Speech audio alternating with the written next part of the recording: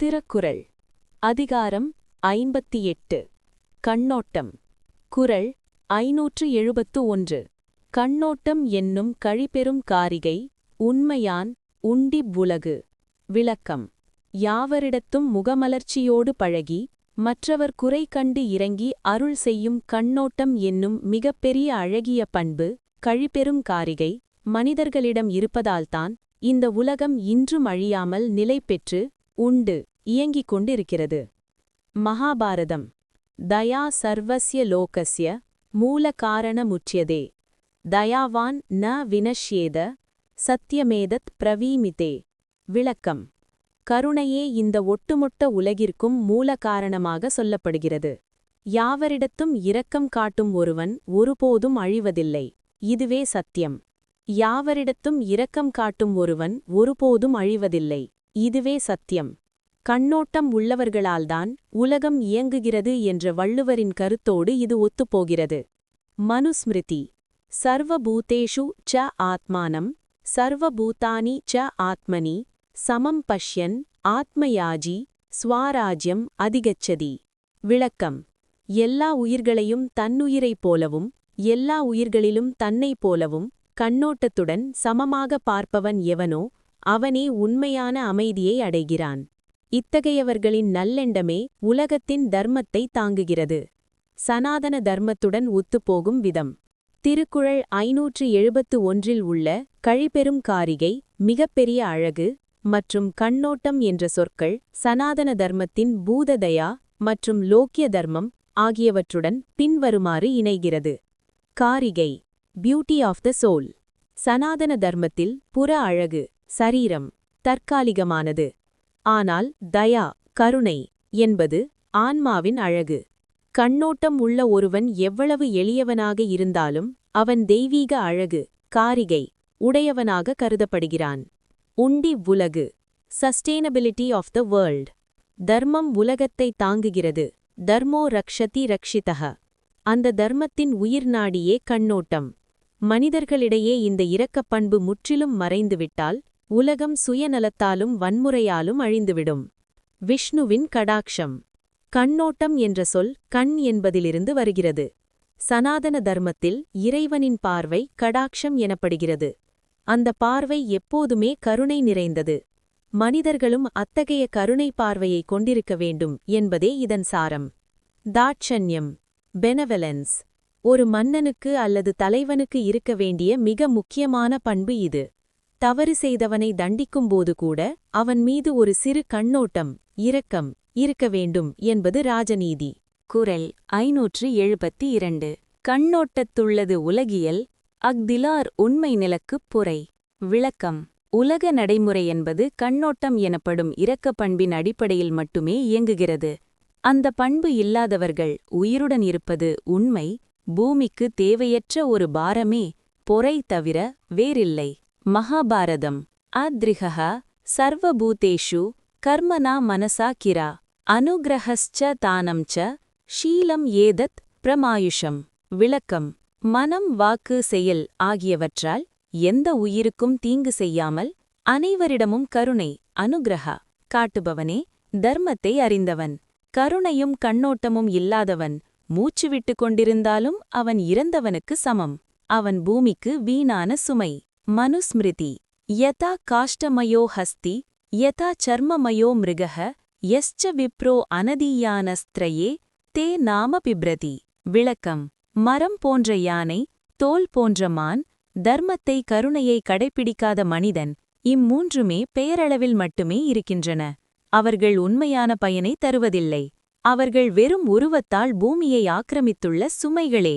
சனாதன தர்மத்துடன் ஒத்துப்போகும் விதம் திருக்குறள் 572 உள்ள உலகியல் மற்றும் நிலக்குப் பொறை என்ற சொற்கள் சனாதன தர்மத்தின் சாமானிய தர்மம் மற்றும் ஜீவகாருண்யம் ஆகியவற்றுடன் பின்வரும்வாறு இணைகிறது. உலகியல் காஸ்மிக் ஹார்மனி.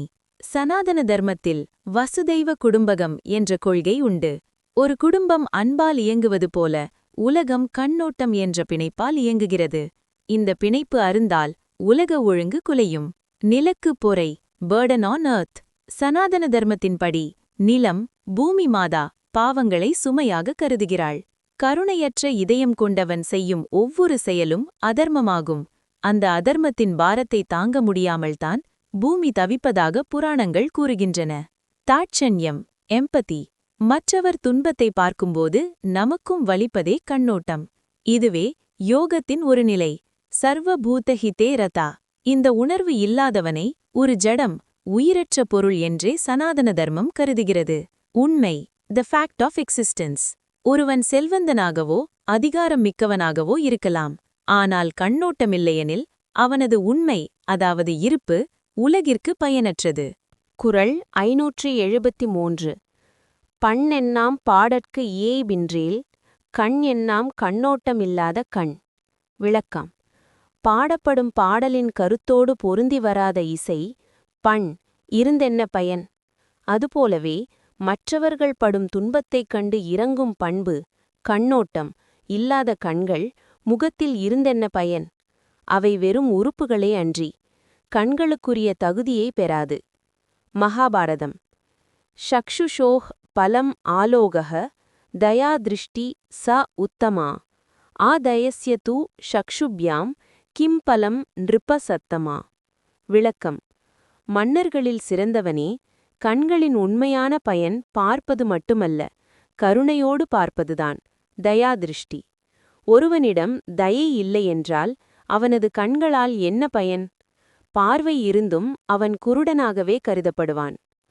3. மனுஸ்மிருதி. யதா கானம் வினா வீணா, யதா பாவம் வினா ரசக, ததா தயாம் வினா சக்ஷுஹு, விபலம் தர்ம சாதனே. விளக்கம். இசையில்லாத வீணையும் உணர்ச்சியான பாவமில்லாத ரசமும் எவ்விதம் பயனற்றதோ, அதுபோலவே கருணை இல்லாத கண்களும் தர்மத்தின் பாதையில் பயனற்றவை. அவை வெறும் மாமிச உருண்டைகளே அன்றி.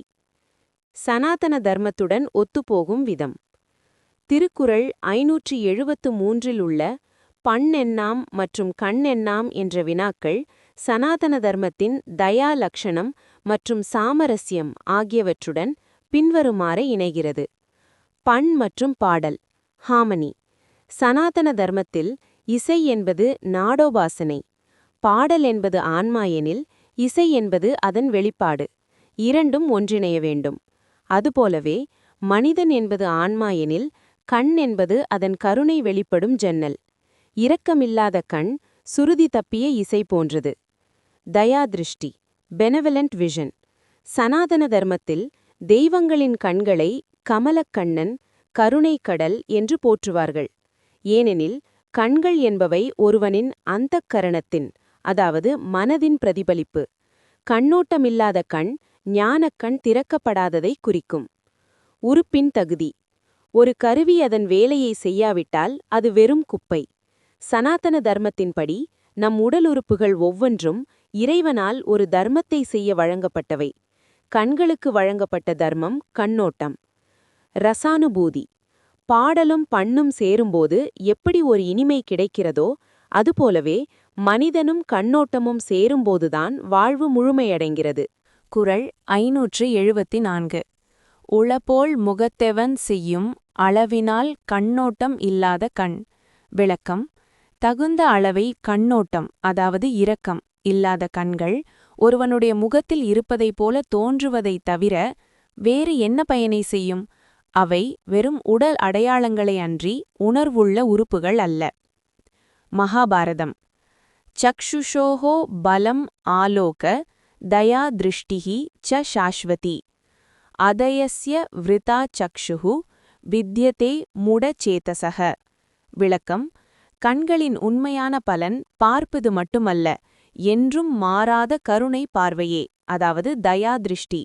தயையற்ற ஒருவனின் கண்கள் அவன் முகத்தில் இருந்தாலும் அவை வீணானவை, அதாவது விருதா. அவை வெறும் புலன்களை தவிர ஆன்மாவின் ஒளியல்ல. மனுஸ்மிருதி.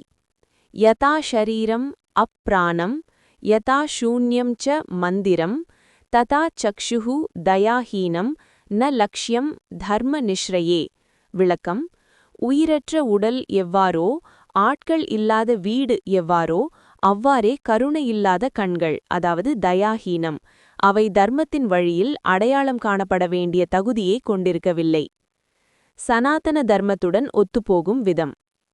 திருக்குறள் 574 உள்ள உளப்போல் என்ற சொல் சனாதன தர்மத்தின் மாயை மற்றும் லக்ஷண ஞானம் ஆகியவற்றுடன் பின்வருமாறு இணைகிறது. தோற்றமும் உண்மையும், அதாவது appearance versus reality. சனாதன தர்மத்தில் ஒரு பொருளின் லக்ஷணம், அதாவது attribute, அதன் குணத்தால் தீர்மானிக்கப்படுகிறது. கண்ணின் லக்ஷணம் கண்ணோட்டம். அது இல்லையெனில் அந்த கண் வெறும் மாயை. பார்ப்பதற்கு தெரிந்தாலும் அது தன் தார்மீக செயலை செய்யவில்லை. அளவினால், அதாவது proportionate mercy. வள்ளுவர் அளவினால் என்று குறிப்பிடுவது அந்தந்த சூழலுக்கும் தகுதிக்கும் ஏற்ப காட்ட வேண்டிய கருணையை குறிக்கிறது. சனாதன தர்மத்தில் யுக்தி முக்கியம். தேவையற்ற இடத்தில் காட்டும் கருணை பலவீனம், தேவையான இடத்தில் காட்டாத கருணை கொடுமை. முகத்தெவன் செய்யும், அதாவது ஃபங்க்ஷனாலிட்டி. கண்கள் முகத்தின் அழகை கூட்டலாம், ஆனால் ஆன்மீக ரீதியில் அவை மற்றவரின் வலியை உணரவில்லையெனில் அவை ஜட பொருட்கள். சனாதன தர்மத்தின்படி நம் கண்கள் வழியாக இறைவன் உலகை பார்க்கிறான். எனவே அங்கே கருணை இல்லையெனில் இறைத்தன்மை அற்றுப்போகிறது. கண்ணோட்டம், அதாவது டிவைன் கிளான்ஸ். இதனை கடாக்ஷம் என்பார்கள். ஒரு குருவின் அல்லது ஒரு நல்லவனின் பார்வை பட்டாலே ஒருவரது துன்பம் நீங்கும் என்பார்கள். அத்தகைய பவர் இல்லாத கண்கள் வெறும் சதையுருண்டைகளே. குறள் 575. கண்ணிற்கு அணிகலம் கண்ணோட்டம், அஃதின்றேல் புண் என்று உணரப்படும். விளக்கம்: கண்களுக்கு உண்மையான ஆபரணம், அதாவது அணிகலம் என்பது மற்றவரிடம் காட்டும் இரக்கப் பண்பே ஆகும். அந்த பண்பு மட்டும் இல்லையென்றால் முகத்திலிருக்கும் அந்த கண்கள் 2 புண்கள் என்றே கருதப்படும். மகாபாரதம். ந ஹிரண்யேன மணிகா ந வஸ்திரேன ச சோபதே தயா பூதேன நேத்ரேன மானுஷக சோபதே சதா. விளக்கம்: மனிதன் தங்கத்தாலோ மணிகளாலோ ஆடைகளாலோ அழகு பெறுவதில்லை. கருணை நிறைந்த, அதாவது தயா பூதேன கண்களால் மட்டுமே ஒருவன் எப்போதும் ஒளி பெறுகிறான். கருணை இல்லாத கண்கள் ஒளி இழந்த வெறும் குழிகளே ஆகும். மனுஸ்மிருதி. யதா ந சோபதே வக்த்ரம் சத்யஹீனம் ததா இவச்ச ந சோபதே தச்சக்ஷு தயா தாக்ஷிண்யவர்ஜிதம். விளக்கம்: உண்மை பேசாத வாய் எப்படி அழகற்றதோ அதேபோல கருணையும் தாக்ஷிண்யமும் இல்லாத கண்கள் அழகற்றவை. அவை வெறும் மாமிசத்தின் சிதைவுகளையன்றி ஒரு மனிதனின் அடையாளங்கள் அல்ல.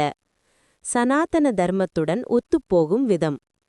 திருக்குறள் 575 உள்ள அணிகலம் மற்றும் புண் என்ற சொற்கள் சனாதன தர்மத்தின் ஆத்ம குணங்கள் மற்றும் அசுஜி, அதாவது அசுத்தம் ஆகியவற்றுடன் பின்வருமாறு இணைகிறது. அணிகலம், தி ஆர்னமெண்ட். சனாதன தர்மத்தில் ஆத்ம குணங்கள் என்பவையே ஒருவனுக்கு நிரந்தரமான ஆபரணங்கள் ஆகும். சாந்தி, தயா, க்ஷமா பொறுமை போன்றவை இதில் அடங்கும். தயா சர்வபூதேஷு, எல்லா உயிர்களிடமும் கருணை காட்டுவதே கண்களின் வைரம் போன்ற ஆபரணம். புண், த வூண்ட் ஆர் அல்சர். ஒரு புண் என்பது வேதனையை தருவது, காண்பதற்கு அருவருப்பானது. சனாதன தர்மத்தின்படி ஒரு உறுப்பு தர்மத்தை விட்டு விலகினால் அது அசுஜி, அதாவது அசுத்தமாகிறது. கருணை இல்லாத கண் தர்மத்தை இழந்ததால் அது ஒரு சீழ்பிடித்த புண்ணிற்கு சமமானது என்று வள்ளுவர் மிக வன்மையாக சாடுகிறார். தாக்ஷண்யம். சனாதன தர்மத்தில் ஒரு மன்னன் கண்ணோட்டமுடையவனாக இருக்கும்போது அவனது பார்வை அமிர்த திருஷ்டி அல்லது அமிர்தம் போன்ற பார்வை எனப்படும். அந்த பார்வை இல்லாதபோது அது விஷ திருஷ்டி அல்லது வெறும் புண்ணாகி விடுகிறது. திருஷ்டி பலன். நாம் ஒருவரை பார்க்கும்போது நம் கண்கள் வழியே நம் மனதின் ஈரம் வெளிப்பட வேண்டும். ஈரம் இல்லாத கண் உலர்ந்த புண்ணை போன்றது. குறள் 576. கண்ணிற்கு அணிகலம் கண்ணோட்டம், அஃதின்றேல் புண்ணென்று உணரப்படும். விளக்கம்: கண்களுக்கு உண்மையான ஆபரணம் அணிகலம் என்பது மற்றவரிடம் காட்டும் இரக்கப் பண்பே கண்ணோட்டம் ஆகும். அந்த பண்பு மட்டும் இல்லையென்றால் முகத்திலிருக்கும் அந்த கண்கள் 2 புண்கள், புண் என்றே கருதப்படும். மகாபாரதம். ந ஹிரண்யேன மணிகா ந வஸ்திரேன ச சோபதே தயா பூதேன நேத்ரேன மானுஷக சோபதே சதா. விளக்கம்: மனிதன் தங்கத்தாலோ மணிகளாலோ ஆடைகளாலோ அழகு பெறுவதில்லை. கருணை நிறைந்த தயாபூதேன கண்களால் மட்டுமே ஒருவன் எப்போதும் ஒளி பெறுகிறான். கருணை இல்லாத கண்கள் ஒளி இழந்த வெறும் குழிகளே. மனுஸ்மிருதி: யதான சோபதே வக்த்ரம் சத்யஹீனம் ததா இவச்ச ந சோபதே தச் சக்ஷுஹ் தயா தாக்ஷிண்ய வர்ஜிதம். விளக்கம்: உண்மை பேசாத வாய் எப்படி அழகற்றதோ அதேபோல கருணையும் தாட்சண்யமும் இல்லாத கண்கள் அழகற்றவை. அவை வெறும் மாமிசத்தின் சிதைவுகளே அன்றி ஒரு மனிதனின் அடையாளங்கள் அல்ல. சனாதன தர்மத்துடன் ஒத்துப்போகும் விதம். திருக்குறள் 575 உள்ள அணிகலம் மற்றும் புண் என்ற சொற்கள் சனாதன தர்மத்தின் ஆத்ம குணங்கள் மற்றும் அசுச்சி ஆகியவற்றுடன் பின்வருமாறு இணைகிறது. அணிகலம், தி ஆர்னமெண்ட். சனாதன தர்மத்தில் ஆத்ம குணங்கள் என்பவையே ஒருவனுக்கு நிரந்தரமான ஆபரணங்கள். சாந்தி, தயா, க்ஷமா போன்றவை இதுவடங்கும். தயா சர்வபூதேஷு, எல்லா உயிர்களிடமும் கருணை காட்டுவதே கண்களின் வைரம் போன்ற ஆபரணம். புண், தி வூண்ட் ஆர் அல்சர். ஒரு புண் என்பது வேதனையை தருவது, காண்பதற்கு அருவருப்பானது. சனாதன தர்மத்தின்படி ஒரு உறுப்பு தர்மத்தை விலகினால் அது அசுச்சி ஆகிறது. கருணையில்லாத கண் தர்மத்தை இழந்ததால் அது ஒரு சீழ்பிடித்த புண்ணிற்கு சமமானது என்று வள்ளுவர் மிக வன்மையாக சாடுகிறார். தாட்சண்யம். சனாதன தர்மத்தில் ஒரு மன்னன் கண்ணோட்டமுடையவனாக இருக்கும்போது அவனது பார்வை அமிர்த திருஷ்டி எனப்படும். அந்த பார்வை இல்லாதபோது அது விஷ திருஷ்டி அல்லது வெறும் புண்ணாகி விடுகிறது. திருஷ்டிபலன். நாம் ஒருவரை பார்க்கும்போது நம் கண்கள் வழியே நம் மனதின் ஈரம் வெளிப்பட வேண்டும். ஈரமில்லாத கண் உலர்ந்த புண்ணை போன்றது. குறள் 577. கண்ணோட்டம் இல்லவர் கண்ணிலர், கண்ணுடையார் கண்ணோட்டம் இன்மையும் இல். விளக்கம்: மற்றவர் மேல் இரக்கம் கொள்ளும் கண்ணோட்டம் இல்லாதவர்கள் முகம் நிறைய கண்களை பெற்றிருந்தாலும் அவர்கள் பார்வையற்றவர்களே, கண்ணிலர். அதேபோல் உண்மையான கண்ணுடையவர் என்று சொல்லப்படுபவர்களிடம் கண்ணோட்டம் என்னும் பண்பு இல்லாமல் இருக்காது. மகாபாரதம்: ந சக்ஷுஷா பஷ்யதி ரூபமாத்திரம் தயாநிதானம் ஹி நிருணாம் சக்ஷுஹு பினாதயாம் சக்ஷுமதோபி லோகே ஜாத அந்தபூதாக இதிமே மதிஹி. விளக்கம்: கண்களால் வெறும் உருவங்களை பார்ப்பது மட்டும் பார்வையல்ல. கருணையே மனித கண்ணின் அடிப்படை நிதி, ஆதாரம். கருணை இல்லாத ஒருவன் உலகில் கண்களை பெற்றிருந்தாலும் அவன் பிறவி குருடனாகவே கருதப்பட வேண்டும் என்பது எனது துணிபு. மனுஸ்மிருதி: வித்யயா சக்ஷுஷா சைவ யோன பஷ்யதி துக்கிதான் அதயா தத்பரம் சக்ஷுஹு திருஷ்டி மாத்திரம் ந தர்மதஹ. விளக்கம்: தன் அறிவாலும் கண்ணாலும் துன்பப்படுபவர்களைக் கண்டும் இறங்காதவன் அதயா, பார்வையற்றவனே. அவனது கண்கள் வெறும் காட்சியை பார்ப்பதற்கு மட்டுமே திருஷ்டி மாத்திரம் பயன்படுகின்றன. தர்மத்தை பார்ப்பதற்கு அவை பயன்படவில்லை. சனாதன தர்மத்துடன் ஒத்துப்போகும் விதம். திருக்குறள் 577 உள்ள கண்ணிலர் மற்றும் கண்ணுடையார் என்ற வகைப்பாடு சனாதன தர்மத்தின் ஞான சக்ஷு மற்றும் பூததயா ஆகியவற்றுடன் பின்வருமாறு இணைகிறது. ஞான சக்ஷு, ஐ ஆஃப் விஸ்டம். சனாதன தர்மத்தில் ஊனக்கண்ணால் பார்ப்பதை விட ஞானக்கண்ணால் பார்ப்பதே சிறப்பு. கண்ணோட்டம் இருப்பதே ஒருவன் ஞானமடைந்து விட்டான் என்பதற்கான அடையாளம். அது இல்லாதபோது அவன் ஆன்மீக ரீதியில் அந்தகன், குருடன்.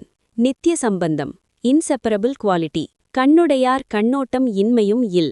அதாவது நெருப்புக்கு சூடு எவ்விதவோ நீருக்கு குளிர்ச்சி எவ்விதவோ அதுபோல கண்ணுடையாருக்கு கண்ணோட்டம் ஒரு பிரிக்க முடியாத குணம். ஒருவரிடம் கண்ணோட்டம் இல்லை என்றால் அங்கே கண் என்ற தத்துவமே இல்லை. அவதார நோக்கம். பகவான் கிருஷ்ணன் அர்ஜுனனுக்கு விஸ்வரூபம் காட்டியபோது திவ்ய சக்ஷுவை, அதாவது தெய்வீக பார்வையை வழங்கினான். அத்தகைய உயரிய பார்வை என்பது மற்றவர் படும் வேதனையை தன்னுள் உணர்வதாகும். வள்ளுவர் கூறும் கண்ணுடையார் இத்தகைய மேலோர்களையே குறிக்கும். பார்வையின் பயன். சனாதன தர்மம் கண்களை நேத்திரம் என்கிறது. நேத்திரம் என்றால் வழி நடத்துவது. ஒருவனை நல்வழிப்படுத்தாத அல்லது பிறர் மேல் அன்பு செலுத்தாத கண் வழிநடத்தும் திறனை இழந்தது. குறள் 578. கருமம் சிதையாமல் கண்ணோட வல்லார்க்கு உரிமை உடைத்து உலகு. விளக்கம்: தன் கடமை அல்லது பொதுநலன் சார்ந்த செயல் கருமம் கெட்டுப்போகாதவாறு அதே சமயம் மற்றவர்களிடம் இரக்கம், கண்ணோட்டம் காட்ட வல்லவர்களுக்கு இந்த உலகம் பணிந்து நடக்கும் உரிமை உடையதாகும். அதாவது நீதியையும் கருணையையும் ஒருசேர கையாளுபவனே உலகை ஆளத் தகுதியுடையவன். மகாபாரதம். ந அத்யந்தம் மிருதுனா பாவ்யம் ந அத்யந்தம் தீக்ஷ்ணதர்மணா காரியம் சமயயுக்தம் து ராஜா தர்மம் அவாப்னுயாத். விளக்கம். மன்னன் எப்போதும் மிகவும் மென்மையானவனாக மிருது இருக்கக்கூடாது, அதே சமயம் எப்போதும் கொடூரமானவனாகவும் இருக்கக்கூடாது. கடமைக்கு பாதிப்பு வராத வகையில் சூழலுக்கு ஏற்ப தன் குணத்தை வெளிப்படுத்துபவனே தர்மத்தை அடைகிறான். இத்தகைய அரசனையே பூமி விரும்புகிறது. மனுஸ்மிருதி. யதா காரிய வினாராய சத்ய தர்ம அனுபாலனே தயா யுக்தஹ சதா ராஜா தர்மகிருத் இதி கத்யதே. விளக்கம். சத்தியத்தையும் தர்மத்தையும் காக்கும் தன் கடமையில் காரிய வினாராய உறுதி குலையாமல் அதே சமயம் மக்களிடம் கருணையுடன் இருப்பவனே உண்மையான தர்மவான். அத்தகைய ஆட்சியாளனின் கீழ் உலகம் நிலை பெறுகிறது. சனாதன தர்மத்துடன் ஒத்துப்போகும் விதம். திருக்குறள் 578 உள்ள கருமம் சிதையாமல் என்ற சொற்றொடர் சனாதன தர்மத்தின் ஸ்வதர்மம் மற்றும் தயா ஆகியவற்றுடன் பின்வருமாறு இணைகிறது. நிஷ்காம கர்மம், டியூட்டி வித்தவுட் அட்டாச்மெண்ட். சனாதன தர்மத்தில் ஒரு நீதிபதிக்கோ அல்லது மன்னனுக்கோ தண்டனை வழங்குவது கடமை, கருமம். அங்கு வெறும் கண்ணோட்டம் காட்டி தண்டிப்பதை தவிர்த்தால் நீதி சிதையும். ஆனால் தண்டிக்கும்போது கூட அந்த நபர் மீது வெறுப்பு இல்லாமல் அவர் திருந்த வேண்டும் என்ற கருணையுடன் செயல்படுவதே உயரிய நிலை. உரிமை உடைத்து. Right to rule. நாயமாத்மா பலஹீனேன லப்யஹ என்பது போல உலகம் பலவீனமான கருணையை விரும்புவதில்லை. கடமையில் உறுதியும் உள்ளத்தில் ஈரமும் கொண்ட சமநிலை உடையவர்களுக்கே இந்த உலகம் கட்டுப்படும். இதுவே சமத்துவ யோகம். ராஜரிஷி பண்பு.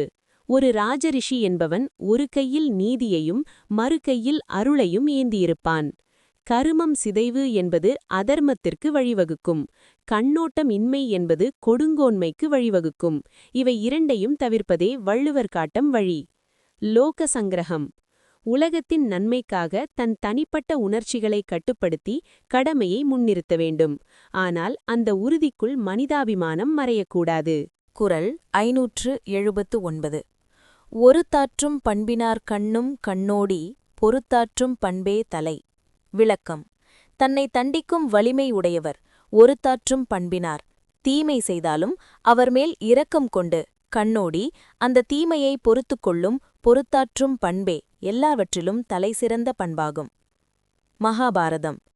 க்ஷமா பிரம்ம க்ஷமா சத்யம் க்ஷமா பூதம் க்ஷமா தபஹ க்ஷமயா தாரயதே சர்வம் ஜகத் ஏதத் ச தேவகம். விளக்கம். பொறுமையே பிரம்மம், பொறுமையே சத்தியம், பொறுமையே தவம். இந்த உலகம் தேவர்களுடன் நிலை பெற்றிருப்பதற்கு காரணமே பொறுமைதான். ஒருவன் நமக்கு தீங்கு செய்தாலும் அவனை தண்டிக்கும் வலிமை நமக்கிருந்தும் நாம் காட்டும் பொறுமையே மேலான தர்மம். மனுஸ்மிருதி. கிருத்யமானஹ பிரியம் ப்ரூயாத் ஆக்ருஷ்டஹ குஷலம் வதேத் சப்தத்வார அவபன்னாம் ச வாச்சமன்ருதஹாதினீம். விளக்கம். பிறர் உன்னை துன்புறுத்தினாலும் நீ அவருக்கு நன்மையை பிரியம் செய்ய வேண்டும். உன்னை திட்டினாலும் அவர்களுக்கு மங்களம் குஷலம் உண்டாக பேச வேண்டும். உன்னை தண்டிப்பவரிடமும் நீ காட்டும் இந்த கண்ணோட்டம் உன்னை ஒரு முனிவருக்கு இணையானவனாக மாற்றும்.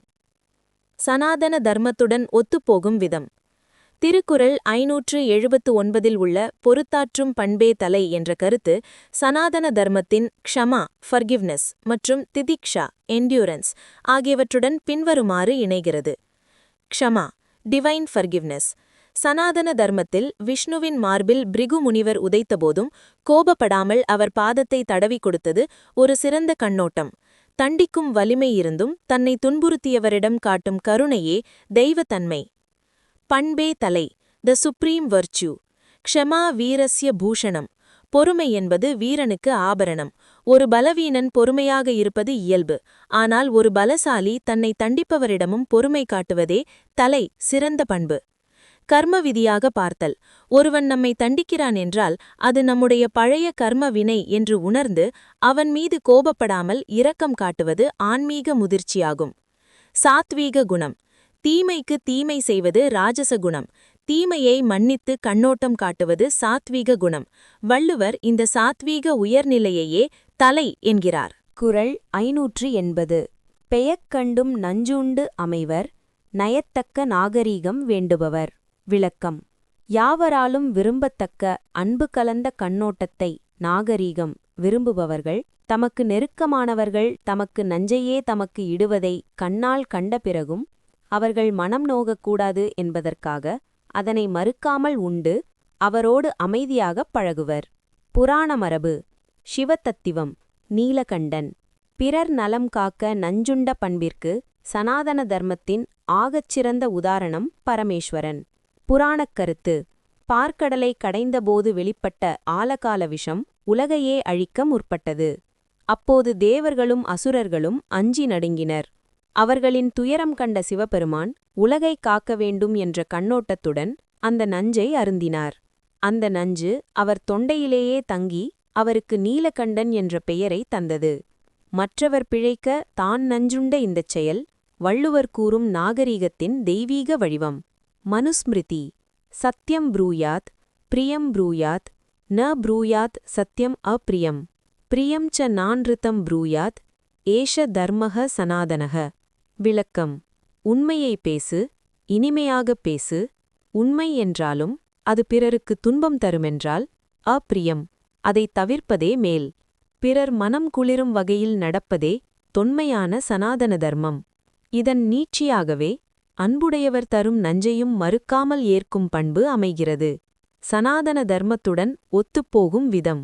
திருக்குறள் 580 உள்ள நாகரீகம் என்ற சொல் சனாதன தர்மத்தின் தாட்சண்யம் மற்றும் ஆத்ம தியாகம் ஆகியவற்றுடன் பின்வருமாறு இணைகிறது. நாகரீகம். டெக்ஸ்ட்ரஸ் கல்ச்சர். வள்ளுவர் இங்கே நாகரீகம் என்று குறிப்பிடுவது இன்றைய நவீன வசதிகளை அல்ல. அது தாட்சண்யம் அல்லது சமூக பண்பு. சனாதன தர்மத்தில் ஒரு அதிதி அல்லது அன்பிற்குரியவர் கொடுப்பதை குறைகூறாமல் ஏற்பது ஒரு விரதமாகவே போற்றப்படுகிறது. அதிதி சத்காரம். நஞ்சுண்டமைவர். ஈக்வானிமிட்டி. நஞ்சு என்று தெரிந்தும் உண்பது என்பது தற்கொலை அல்ல.